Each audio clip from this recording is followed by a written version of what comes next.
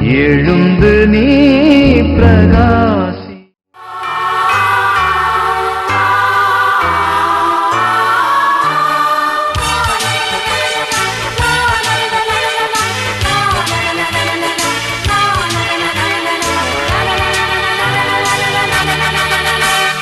வெற்றி வெற்றி வெற்றி சுற்றிலும் முற்றிலும் வெற்றி வெற்றி வெற்றி போற்றி ஏற்றிடும் வெற்றி.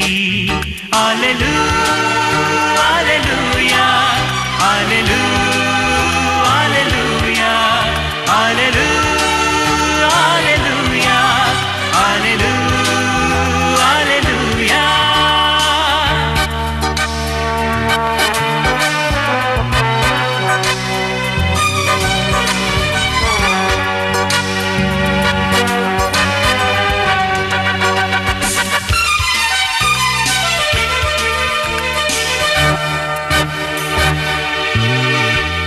மன்னன் இயேசு மகிமையோடு உயிர் தெழுந்த வெற்றி, அச்சம் பீதி பயம் கொண்ட சீடர்களின் வெற்றி, போற்றும் விசுவாசத்தில் நம்பிக்கையின் வெற்றி, அழிந்தாலும் வாழ்வேன் அது என்னுடைய வெற்றி, வல்லமையின் வெற்றி, வாக்கு தத்த வெற்றி, முழங்காலின் வெற்றி, மரணம் மீது வெற்றி, கொடியேற்றி போற்றிடுவோம் சிலுவை தந்த வெற்றி. அல்லேலூயா அல்லேலூயா அல்லேலூயா அல்லேலூயா அல்லேலூயா.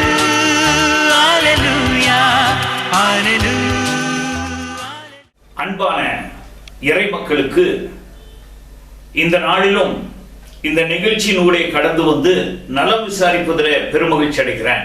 நீங்கள் அனைவரும் இந்த மாதத்துல கடவுளுடைய பெரிதான கிருபையால் காக்கப்பட்டு வழிநடத்தப்பட்டு வந்திருக்கிறீர்கள் என்று அறிந்து கடவுளுக்கு நன்றி சொல்கிறேன். இந்த மாதத்தை நாம் முடித்துவிட்டு இன்னொரு மாதத்துல அடியெடுத்து வைக்கும் போது உலகமெல்லாம் ஆல் சோல்ஸ் டே என்று சொல்லி கொண்டாடுவார்கள். சகல பரிசுத்தவான்களின் தினம், சகல ஆத்துமாக்களின் தினம் என்று சொல்லி நவம்பர் மாதத்தின் முதல் 2 நாட்களை கொண்டாடுவார்கள். நம்முடைய மொழியிலே கல்லறை திருநாள் என்று சொல்லுகின்ற பெயரிலே நாம் கொண்டாடுகிறோம். அந்த நாளிலே கல்லறைகளுக்கு போய் அந்த கல்லறைகளிலே வர்ணம் பூசி பூமாலைகளை போட்டு மெழுகுவர்த்திகளை ஏற்றி அந்த கல்லறையிலே உறங்குகின்ற நம்முடைய பெற்றோர்கள், உறவினர்கள், பிள்ளைகள், உடன் பிறந்தவர்கள் விரும்பி சாப்பிட்ட சாப்பாடுகளையும் பலகாரங்களையும் பூக்களையும் துணிமணிகளையும் அங்கே படைத்து வருவது இயல்பாக இயற்கையாக நடந்து கொண்டிருக்கின்ற ஒரு காலம். இந்த நாளிலே அந்த செய்தியை குறித்து சிந்திப்பதற்காக நமக்கு கொடுக்கப்படுகிற தலைப்பு கமெமரேஷன் ஆஃப் த ஃபெய்த்ஃபுல் டிபார்ட்டட். விசுவாசம் உள்ளவர்களாய் வாழ்ந்தவர்களுடைய வாழ்க்கையை கொண்டாடுகின்ற கொண்டாட்டம் என்று சொல்லி சிந்திக்க அழைக்கப்படுகிறோம். அருமையான சகோதரனே சகோதரியே, கல்லறை திருநாள் நம்மை விட்டு மரித்து போனவர்களுடைய சகல பரிசுத்தவான்களுடைய நாள் என்றெல்லாம் சொல்லும் போது ஒன்று நமக்கு தெரிய வேண்டும். அது என்ன தெரியுமா? மரணம் என்பது நிச்சயம். அதற்கு வயது வித்தியாசம் தெரியாது. அது யாரை எப்பொழுது சந்திக்குமோ தெரியாது. திருமறையில நான் இப்படி வாசித்தேன். எபிரேயருக்கு எழுதின நிருபம் 9வது அதிகாரத்தில் இப்படி பதிவு செய்யப்பட்டிருக்கிறதை நான் படித்தேன். Hebrews the 9th chapter, the 27th and 28th verses. அன்றியும் ஒரே தரம் மரிப்பதும் பின்பு நியாயத்தீர்ப்படைவதும் மனுஷனுக்கு நியமிக்கப்பட்டிருக்கிறது. மனிதன் பிறந்தான் என்று சொன்னால் அவன் மரிக்க வேண்டும். மரித்த பின்பு என்ன என்பதை குறித்து பலவிதமான காரியங்களை இந்த உலகத்தில் சொல்கிறார்கள். ஆண்டவராகிய இயேசு கிறிஸ்து மரித்தவர்களை குறித்து, மரணத்தை குறித்து என்ன சொல்கிறார் பாருங்கள். ஒரு தரம் மரிப்பதும் பின்பு நியாய தீர்ப்படைவதும் மனுஷனுக்கு நியமிக்கப்பட்டிருக்கிறது. As we read in the book of Hebrews, the 9th chapter, the 27th, the 28th verse reads like this: As it is appointed for man to die once, but after this the judgment. மனிதனாய் பிறந்தவர்கள் ஒரு தடவை மரிக்க வேண்டும். மரித்துவிட்ட பின்புதாக அவர்களுக்கு நியாய தீர்ப்பு என்று ஒன்று உண்டு என்று சொல்லி வானம் பூமி படைத்த கடவுள் சொல்கிறார். மரணம் என்று சொன்னால் பிரிவு என்பதாகும். Death means separation. separation from all our beloved ones. மரணம் என்று சொல்லிவிட்டால் நமக்கு அருமையான எல்லாவற்றிலும் இருந்து நாம் பிரிக்கப்படுகின்றோம் என்பதுதான் மரணம். பாவம் செய்கிற ஆத்மா சாகும். The soul which committed sin will surely die என்பது இறைவாக்கு. இந்த நாளினுடைய செய்தி என்ன தெரியுமா? மனிதனுக்கு இரண்டு விதமான மரணம் உண்டு. ஒன்று, ஆதாமுக்குள் எல்லாரும் மரிப்பார்கள். ஏனென்றால் நம்முடைய முற்பிதாவாகிய ஆதாமும் ஏவாளும் பாவம் செய்தார்கள். அவர்களுடைய சந்ததியார் எல்லாரும் மரிக்க வேண்டும். இரண்டாவது ஒரு மரணம் இருக்கிறது. அது என்னவென்றால், கடவுளிடத்திலிருந்தும் கடவுளுடைய சமூகத்திலிருந்தும் பிரிக்கப்படுகின்ற ஒரு பிரிவு. இயேசு கிறிஸ்துவின் உலக வாழ்க்கையில இயேசு கிறிஸ்து ஒரு குடும்பத்தை அதிகமாய் நேசித்தார் என்று திருமறை பதிவு செய்கிறது. அது யோவான் என்பவர் எழுதின நற்செய்தி நூல் 11வது அதிகாரத்தில் பதிவு செய்யப்பட்டிருக்கிறது.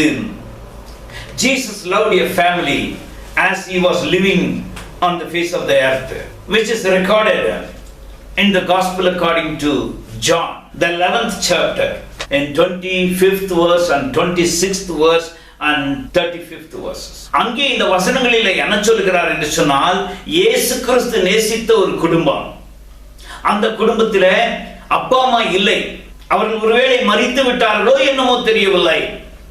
அவர்களுக்கு ஒரு மகன் இருந்தான். அவனுடைய பெயர் லாசரு. அந்த லாசருக்கு 2 சகோதரிகள் இருந்தார்கள். ஒருத்தி பேர் மார்த்தாள், இன்னொருத்தி பேர் மரியாள். இவர்களை கடவுள் அதிகமாய் நேசித்தார். இயேசு கிறிஸ்து அவர்களை விசாரித்து நலம் விசாரித்தார்.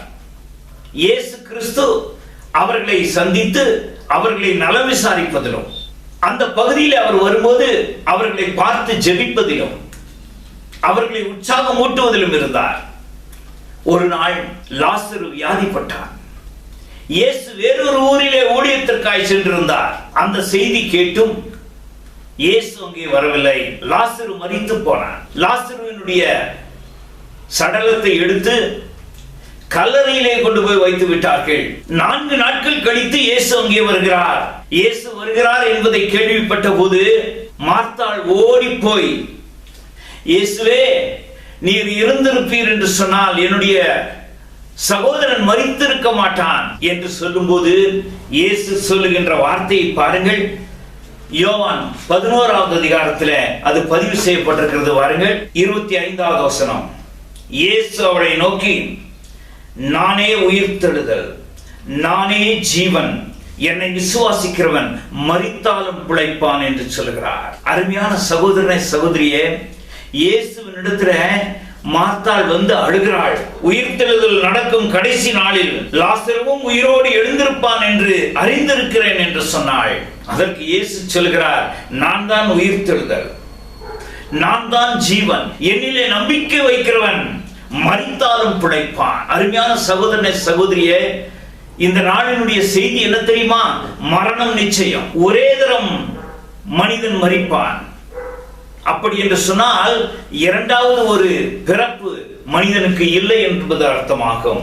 Every person has but a single life before eternal judgment.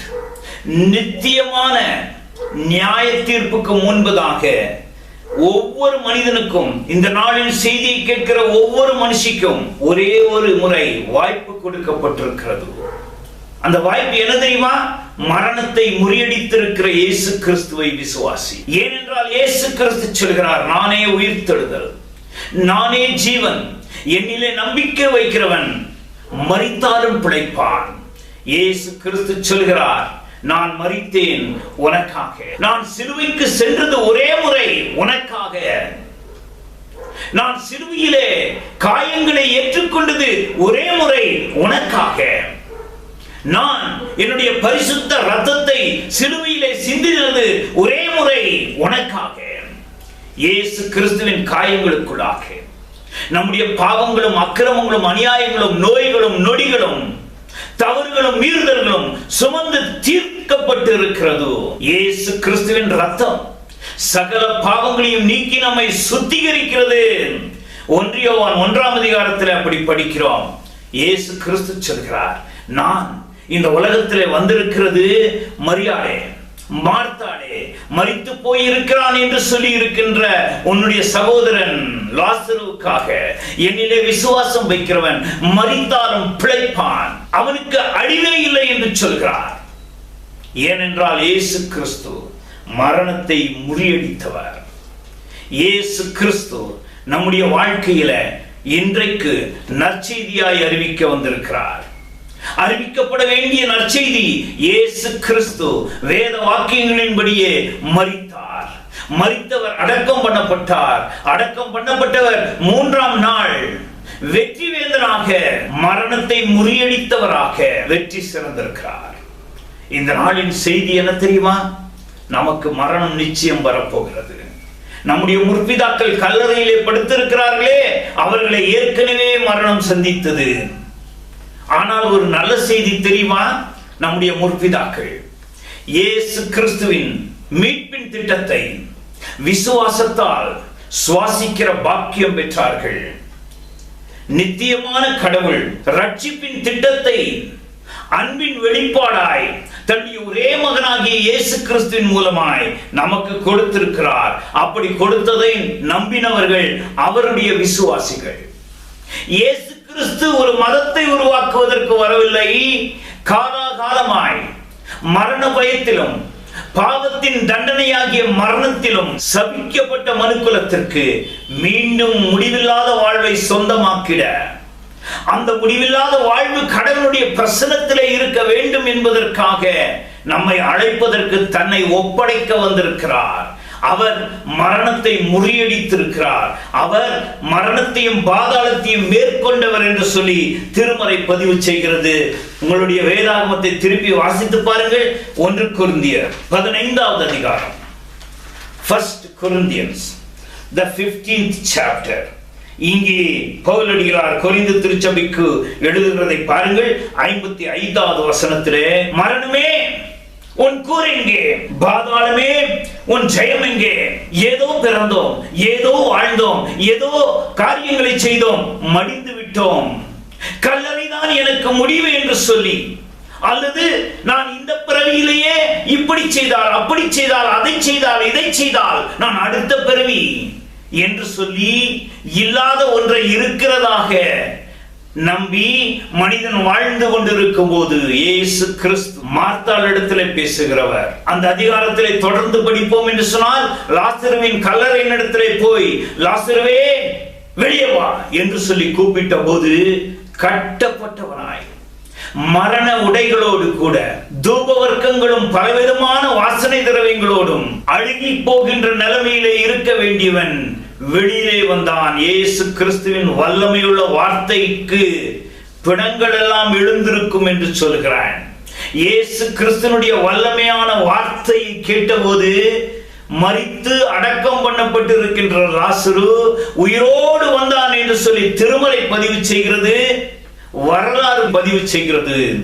அருமையான சகோதரனே, சகோதரியே, இந்த நாளிலே உங்களுக்கும் எனக்கும் ஆச்சரியமான, அடைக்கலமான, ஆறுதலான வார்த்தை என்ன தெரியுமா? இயேசு கிறிஸ்து மரித்தார். மரித்தவர் மரணத்தையும் பாதாளத்தையும் முறியடித்திருக்கிறார். ஆகவே பவுலடிகளார் எழுதும்போது இப்படி எழுதுகிறார், மரணமே உன் கூர் எங்கே? பாதாளமே உன் ஜெயம் எங்கே? நாம் மரணத்தை குறித்தும் பாதாளத்தை குறித்தும் பயந்திருக்க வேண்டியது இல்லை. காரணம் என்ன தெரியுமா? இங்கே சொல்லப்பட்டிருக்கிறது. 1 கொரிந்தியர் 15வது அதிகாரத்தில் பாதாளத்தை முறியடித்தவர் நம்மோடு கூட இருக்கிறார். Jesus said, "Oh death, where is your sting? Oh Hades, where is your victory?" பாதாளம் இனிமேல் நம்மை பயம் காட்ட முடியாது.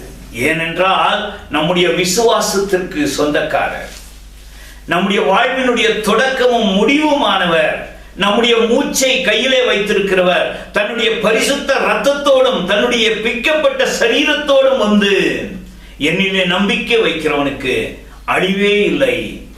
இறைவனுடைய அரசு, இறைவனுடைய வீடு என்னிலே நம்பிக்கை வைக்கிறவர்களுக்கு, இந்த கல்லறை திருநாளிலே சகல பரிசுத்தவான்களுடைய தினத்திலே நமக்கு ஒரு கொண்டாட்டம் இருக்கிறது. ஏன் தெரியுமா? நம்முடைய பெற்றோர்கள் இயேசுவை விசுவாசித்தவர்களாய் இங்கே தூங்கிக் கொண்டிருக்கிறார்கள். இயேசுவிலே மரித்தவர்கள் பரிசுத்தவான்கள். இயேசுவிலே மரித்தவர்கள் உறங்கிக் கொண்டிருக்கிறார்கள். எதற்காக? 1 தெசலோனிக்கேயருக்கு எழுதின நிருபம் 4வது அதிகாரத்தினுடைய கடைசி வசனங்களுக்குள் வந்துவிட்டால் பிரதான தூதனுடைய எக்காலம் தொனிக்கும். அப்பொழுது கிறிஸ்துவுக்குள் மரித்து இங்கே உறங்கிக் கொண்டிருக்கிறவர்கள் மறுபடியும் உயிரோடே வருவார்கள். உயிரோடு இருந்து அவர்களே நம்பிக்கை வைக்கிற நாம் நம்முடைய முற்பிதாக்களோடு கூட கடவுளுடைய ராஜ்யத்திலே இயேசு கிறிஸ்துனுடைய வருகையிலே ஏற்றுக்கொள்ளப்படுவோம். அதுதான் எதிர்பார்ப்பு.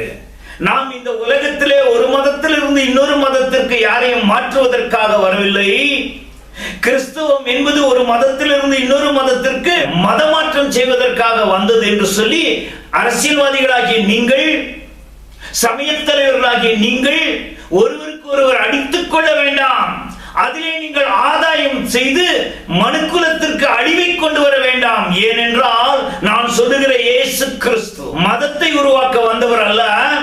அவர் மனுக்குலத்திற்கு முடிவில்லாத வாழ்வை கொடுக்க, மனிதனுடைய வாழ்க்கையிலே இருக்கிற பாவத்திலிருந்தும் சாபத்திலிருந்தும் அவனை விடுதலையாக்கி தன்னுடைய பரிசுத்த ரத்தத்தினால் கழுவி தன்னுடைய ஆவியால் அபிஷேகித்து அவர்களிலே இவர்கள் இயேசுவின் ரத்தத்திலும் சரீரத்திலும் மீட்கப்பட்டவர்கள் என்று சொல்லி எழுதுவதற்காக வந்திருக்கிறார்.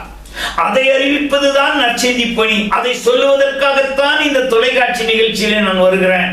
அருமையான சகோதரனே, சகோதரியே, இந்த நாளினுடைய செய்தி என்ன தெரியுமா? நாம் கொண்டாட வேண்டும். நாம் கெட்டு போன போது நம்முடைய வாழ்க்கையிலே மீட்பின் திட்டத்தை தன்னுடைய மகனாகிய இயேசு கிறிஸ்துவுக்குள் நிறைவேற்றி இருக்கின்ற முடிவில்லாத கடவுள் இந்த சகல பரிசுத்தவான்களின் நாள் நமக்கு சொல்லுகிறது என்ன தெரியுமா? எல்லாம் வல்ல இறைவன் படைப்பாளர் திருச்சபையின் மேல் வெளிச்சத்தையும் கிருபையையும் ஊற்றி இருக்கிறார். God pours out upon his church his light and his grace. We are called to follow the example of those who served him and now at rest. நம்முடைய முற்பிதாக்களுக்கு நாம் செய்கிற நன்றிக்கடன், அவர்களுடைய ஞாபகத்திலே நாம் இருக்கிறோம் என்று சொல்லிவிட்டால் நாம் செய்ய வேண்டிய காரியம் என்ன தெரியுமா? அவர்கள் விசுவாசித்த இயேசு கிறிஸ்துவை நாமும் விசுவாசிக்க வேண்டும். அவர்கள் அந்த இயேசு கிறிஸ்துவை விசுவாசித்த விசுவாசிகள் என்பதை பலவிதமான பணி செய்து, ஆசிரிய பணியோ, மருத்துவ பணியோ, செவிலியர்களாக பணியோ, திருச்சபையின் பணியாளர்களாகவோ, உதவியாளர்களாகவோ, வாத்திய கருவிகளை இசைத்தவர்களாகவோ, பாடகர் குழுவிலே சேர்ந்து பாடின அந்த விதமான ஊழியத்திலோ நாம் அவர்களை பின்பற்றி அந்த எல்லாம் வல்ல இறைவனுக்கு பணி செய்வதற்கு அவர்களை முன்மாதிரியாய் வைத்து பணி செய்ய வேண்டும் என்பது இறைவன் நமக்கு இந்த நாளிலே கொடுக்கின்ற ஆலோசனையாய் இருக்கிறது. அவர்கள் எங்கே சென்றிருக்கிறார்கள்? கடவுளுடைய சமூகத்திற்கு போயிருக்கிறார்கள். அவர்களை நாம் சந்திப்போமா? நிச்சயமாய் சந்திப்போம். ஏனென்றால் இயேசு கிறிஸ்து சீக்கிரமாய் வருகிறார். இயேசு கிறிஸ்து வரும்போது அவருக்குள் மரித்தவர்களை அவர் கொண்டு வருவார். அவருக்குள் மரிக்காமல் மரித்தவர்களுக்கு நியாய தீர்ப்புக்கு உட்படுத்தப்பட்டு எரிகிற அக்கினியும் கந்தகமும் இருக்கின்ற நரகத்திலே தள்ளப்படுவோம் என்பது இறைவனுடைய வார்த்தை. அவர் கொடுக்கின்ற இலவசமான மீட்பை விசுவாசத்தால் நாம் ஏற்றுக்கொண்டு நாமும் மரித்தோம் என்று சொன்னால் நாம் கிறிஸ்துவுக்குள் மரிக்கிறவர்கள். இயேசுவின் செய்தியை கேட்க விரும்பவில்லை. இவர்கள் ஏதோ மத பிரச்சாரம் செய்கிறார்கள் என்று சொல்லி கடவுள் ஏற்படுத்தின மீட்பின் திட்டத்தை, விடுதலையின் வழியை, முடிவில்லாத வாழ்வை விசுவாசிக்கின்ற வழியை அல்ல தட்டி விட்டோம் என்று சொன்னால் நாம் கடவுளுடைய தண்டனைக்கு பாத்திரவான்களாக, கடவுளுடைய நியாய தீர்ப்புக்கு உட்படுத்தப்பட்டு எரிகிற அக்கினியும் கந்தகமும் இருக்கின்ற நரகத்திலே தள்ளப்படுவோம் என்பது இறைவனுடைய வார்த்தை. அந்த எரிகிற அக்கினி கடலுக்குள் நாம் செல்லாதபடிக்கு கடவுளிடத்திலிருந்து கிருபையும் இரக்கத்தையும் பெற்று அந்த கடவுளுடைய மன்னிப்பை நாம் பெற்று கடவுளோடு என்றென்றும் வாழுகின்ற வாழ்வுக்கு நம்மை ஒப்படைக்க வேண்டும் என்பது இந்த நாளிலே நமக்கு ஞாபகம் ஊட்டப்படுகின்ற செய்தியாகும். ஒரே தரம் மரிப்பதும் பின்பு நியாய தீர்ப்படைவதும் மனிதனுக்கு நியமிக்கப்பட்டிருக்கிறது. The repudiates reincarnation and any idea that there will be a second chance to believe after death. மரணத்துக்கு பின்னால கடவுள் எனக்கு மறுபடியும் ஒரு வாய்ப்பு கொடுத்து விடுவார் நான் மனம் திரும்புவதற்கு என்று சொல்லுவதற்கு இடமே இல்லை. ஏனென்றால் திருமறை வானமும் பூமியும் ஒளிந்து போனாலும் அவருடைய வார்த்தை ஒளிந்து போவதில்லை, ஓய்ந்து போவதில்லை. அவருக்குள் அனைத்தும் ஆம் என்றும் ஆமேன் என்றும் இருக்கிறது. அந்த வார்த்தையாகிய அந்த கடவுள் சொல்கிறார், அவர்தான் உயிர்த்தெழுதல். அவரிலே நம்பிக்கை வைக்கிறவர்களுக்கு முடிவில்லாத வாழ்வு, மரண பயம் நீங்கி அவருக்குள் சேர்ந்து கொண்டு பவுலடிகளாரோடு சேர்ந்து சொல்லலாம், மரணமே உன் கூரை எங்கே, பாதாளமே உன் ஜெயம் எங்கே? மரணத்தையும் பாதாளத்தையும் முறியடித்தவர் எம்பிரான் சிலுவை நாயகன் இயேசு கிறிஸ்து. அவருடைய காயங்களுக்குள் எனக்கு வெற்றி. நான் மரணத்திலும் மகிழ்வேன். எனக்காய் மரித்து உயிர்த்தவரை நான் புகழ்வேன். அவரை நான் சரணம் பாடி தொழுவேன். அந்த மரண நாள் என்னை சந்திக்க வேண்டும் என்று சொல்லி நான் எதிர்பார்த்து காத்திருக்கிறேன். நான் மரித்து எனக்காக ரத்தம் சிந்தி உயிர்த்தெழுந்தாரே, அவரை தரிசிக்கத்தக்கதாக. எனக்காக மரித்தவர் மரணத்தை முறியடித்து வெற்றி சிறந்தாரே, அவரை தரிசித்து அவருடைய பாதத்திலே விழுந்து இறைவா உமக்கு நன்றி என்று சொல்லி அவரை வழிபடுகின்ற நாளுக்காக எதிர்பார்த்திருக்கிறேன். அப்படி எதிர்பார்க்க அந்த கடவுள் உங்களையும் என்னையும் அழைக்கிறார். அந்த கடவுள் நம்முடைய முற்பிதாக்களோடு நாம் இணைந்து அவர்கள் கிறிஸ்துவிலே வைத்த விசுவாசத்தை, அவர்கள் கிறிஸ்துவின் நாமத்து நிமித்தம் பட்ட பாடுகளை நினைவு கூர்ந்து கடவுளுக்கு துதி சொல்லி அல்லேலூயா என்று சொல்லி குரல் எழுப்பி நம்முடைய கரங்களை தட்டி அந்த கடவுளுக்கு நம்முடைய முற்பிதாக்களுக்காக, நம்மை விட்டு முன்பாக கடந்து சென்றிருக்கிற பரிசுத்தவான்களுக்காக, ஊழியக்காரர்களுக்காக நன்றி சொல்லுவோம். நன்றி சொன்னதோடு மாத்திரமல்ல, அவரிலே நாம் விசுவாசம் வைப்போம். அவரிலே வைக்கிற விசுவாசத்தை நாம் பறைசாற்றுவதற்கு நம்மையும் நம்முடைய குடும்பத்தையும் நம்முடைய அனைத்தையும் அர்ப்பணிப்போம். அப்படி அர்ப்பணித்தால் அர்த்தமுள்ள பரிசுத்தவான்களுடைய திருநாளை கொண்டாடுகிற ஆசீர்வாதம் எனக்கும் உங்களுக்கும் சொந்தமாகும். அந்த கடவுளுடைய கரத்திலே போய் அவர் செய்த உபகாரங்களுக்காக நன்றி சொல்லி அவருடைய சமூகத்திலே நம்மை நாம் படைப்போம். கண்களை மூடி ஜெபம் செய்வோம். துதிகளுக்குள் வாசம் பண்ணுகிற பரிசுத்தமுள்ள கர்த்தாவே, இந்த நாளுக்காக உம்மை ஸ்தோத்திரிக்கிறோம். லாசருவோடு, மார்த்தாளோடு, மரியாளோடு உம்முடைய வாழ்க்கையை நீர் ஒப்படைத்து அவர்களுடைய வாழ்க்கைக்குள் உயிர்த்தெழுதலாகிய உம்மை ஒப்படைத்தீர் என்பதற்காக உம்மை ஸ்தோத்திரிக்கிறோம். காலாகாலமாய் கட்டப்பட்டிருக்கிற மனுக்குலத்திற்கு அழியா வாழ்வு என்று ஒன்று உண்டு.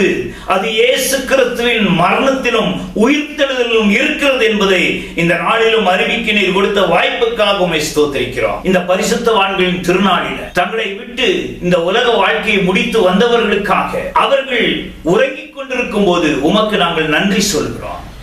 அவர்களுடைய முன்மாதிரியான வாழ்வுக்காக, அவர்கள் உண்மையில் வைத்த விசுவாசத்திற்காக, அவர்கள் அர்ப்பணிக்கப்பட்ட வாழ்வு வாழ்ந்தார்கள் என்பதற்காக உம்மை நாங்கள் துதிக்கிறோம். அவர்கள் பாடுகள் நீங்கி இந்த உலகத்திலே பசியும் பஞ்சமும் பட்டினியும் இருக்கின்ற அந்த நிலைமையில் இருந்து விலகி அவர்கள் இப்பொழுது உம்முடைய சமூகத்தில் இளைப்பாறி கொண்டிருக்கிறார்கள் என்பதற்காக ஸ்தோத்திரம். அவர்கள் உம்மை விசுவாசித்தார்கள் என்பதற்காக ஸ்தோத்திரம். உம்முடைய மீட்பின் திட்டத்தை அவர்களுடைய வாழ்விலே நீர் அவர்கள் கண் திறந்து பார்த்து ஏற்றுக்கொள்ள வழிநடத்தீரே என்பதற்காக உமக்கு ஸ்தோத்திரம். எங்களுடைய முற்பிதாக்கள் உம்மிலே வைத்த விசுவாசத்தின் முன்மாதிரிக்காக உமக்கு நாங்கள் நன்றி சொல்கிறோம். அதை நாங்கள் பின்பற்றி தொடர்ந்து உமக்குள் வாழுகின்ற வாழ்க்கையிலே வெற்றி நடை போட, வீர நடை போட கிருபை செய்யும்படியாய் ஜெபிக்கிறோம். உலக திருச்சபை அனைத்திற்காக இந்த நாளிலும் தங்களுடைய அருமையானவர்களுடைய இழப்பினால் துக்கப்பட்டிருக்கிறவர்களுடைய கண்ணீரை துடைக்கும்படியாக, நம்பிக்கையிலே இவர்கள் பெருகத்தக்கதாக, உயிர்த்தெழுதல் உண்டு, அது சீக்கிரத்திலே இயேசுவின் வருகையிலே நாங்கள் முகமுகமாய் அவர்களை பார்க்கின்ற பாக்கியத்திலே இணைக்கப்பட்டு நாங்கள் முழு குடும்பமாய் உம்மோடு கூட இணைந்து உம்முடைய சமூகத்திலே ஆராதனை செய்து மகிழ்வோம் என்கின்ற நம்பிக்கையிலே இவர்கள் ஒவ்வொருவரையும் உம்முடைய நாமத்தில் ஆசீர்வதிக்கிறோம். இவர்களுடைய சரீர ஆன்மீக தேவைகளை சந்தியும், இவருடைய குடும்பங்களின் தேவைகளை சந்தியும். மறுபடியும் கொரோனா வருகிறது என்கின்ற அச்சம் நீக்கப்பட்டவர்களாய் பாதுகாக்கப்பட, குறிப்பாக குழந்தை செல்வங்கள் பாதுகாக்கப்பட கர்த்தர் கிருபை செய்யும்படியாய் ஜெபிக்கிறோம். இந்த நாளிலும் இந்த மாதத்தையும் எங்களையும் உம்முடைய கையிலே கொடுக்கிறோம்.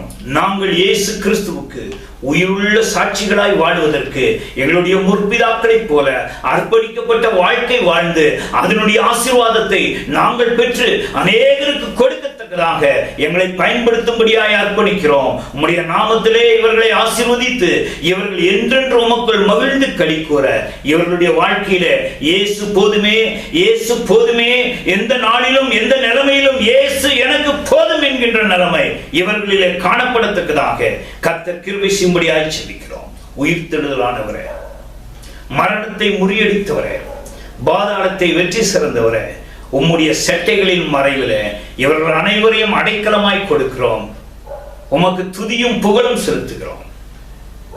எங்கள் ஆண்டவர் இரட்சகர் மீட்பருமாய் இருக்கிற இயேசு கிறிஸ்துவின் வழியாய் ஜெபிக்கிறோம் பிதாவே. ஆமென், ஆமென். இந்த நாளுக்காக கடவுளுக்கு நன்றி சொல்கிறோம். இந்த நாளிலே இந்த செய்தியை உங்களோடு கூட ஒப்படைப்பதிலே பெருமகிழ்ச்சி அடைகிறேன். உங்களுடைய குடும்பங்களில உங்களுக்கு அருமையானவர்களை இழந்ததினால் நீங்கள் படுகிற துக்கத்தில, கவலையிலே, கண்ணீரிலே, ஜபத்தினால் உங்களுக்கு நாங்கள் ஆதரவு தெரிவிக்கிறோம் என்று சொல்லிக் கொடுக்கிறேன். இந்த நிகழ்ச்சிகளை என்னுடைய யூடியூபிலும், இந்த நிகழ்ச்சிகளை பேஸ்புக்கிலும், இந்த நிகழ்ச்சிகளை அநேகருக்கு நீங்கள் அறிமுகப்படுத்துவதிலும் என்னோடு நீங்கள் இணைந்து இந்த ஆசீர்வாதத்தை பங்கு போட்டுக் கொள்ள வேண்டும் என்பதை உங்களுக்கு நான் அறிவிப்பாக கொடுக்கிறேன். தொடர்ந்து கர்த்தருக்கு சித்தமானால் வருகிற வாரம் இதே நேரம் இதே அலைவரிசையில உங்களோடு கூட வந்து கடவுளுடைய செய்தியை உங்களோடு கூட ஒப்படைப்பேன். நீங்கள் என்னுடைய வாட்ஸ்அப்புக்கு தொடர்பை ஏற்படுத்தலாம். இந்த ஊழியங்களிலே உங்களுடைய ஜெப தேவைகளுக்காக உங்களுடைய நன்கொடைகள், காணிக்கைகளை கொடுத்து இந்த ஊழியம் தொடர்வதற்கு நீங்கள் ஆதரவுகரம் நீட்டும்படியாக உங்களுக்கு அழைப்பு கொடுக்கின்றேன். திரையில் காணும் அந்த கூகுள் பேக்கோ அல்லது போன்பேக்கோ அல்லது வங்கியினுடைய கணக்கெண்ணுக்கோ உங்களுடைய நன்கொடைகளையும் உங்களுடைய காணிக்கைகளையும் கொடுத்து அதன் மூலமாய் தொடர்ந்து இந்த நிகழ்ச்சிகளின் ஊடே கிறிஸ்துவின் நற்செய்தியின் பிரபலத்தையும் அறிவிப்பதற்கு நீங்கள் பங்கு பெறுங்கள். ஜெபித்துக் கொள்ளுங்கள். மீண்டும் சந்திப்போம். கர்த்தர் தாமே உங்கள் அனைவரையும் ஆசீர்வதித்து பாதுகாத்து பராமரிப்பாராக. ஆமென்.